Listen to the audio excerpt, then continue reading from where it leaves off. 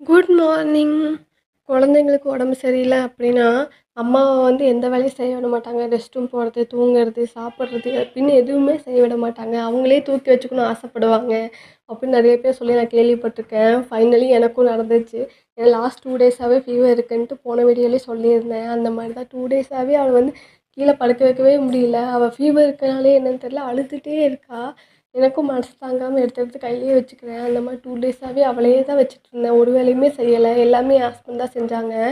இப்போது 2 டேஸாக வச்சு வச்சு இப்போ அவள் வந்து க்யூர் ஆகிட்டா. ஃபீவர்லாம் போயிடுச்சு, கோல்டெல்லாம் சரியாயிடுச்சு.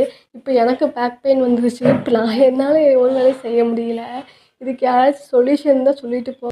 பேக் பெயின் வலி தாங்கவே முடியல. என்ன ஸ்டிச்சஸ் பெயின் கூட நான் தாங்கிட்டேன். இப்போ வந்து பேக் பெயின் தாங்கவே முடியலை. காலை எழுந்திரிச்சதுலேருந்து தூங்குற வரைக்கும் குனிஞ்சா நிமிந்தா அப்படின்ட்டு அவ்வளோ பெயினாக இருக்குது பேக் பெயின்னு. அதுவும் சி செக்ஷன் பண்ணனாலையா என்னன்னு தெரியல, அவ்வளோ பெயினாக இருக்குது. இதுக்கு ஏதாவது வழி இருந்தால் சொல்லிட்டு போங்க ப்ளீஸ். நாளைக்கு வீடியோவில் பார்க்கலாம். பாய்.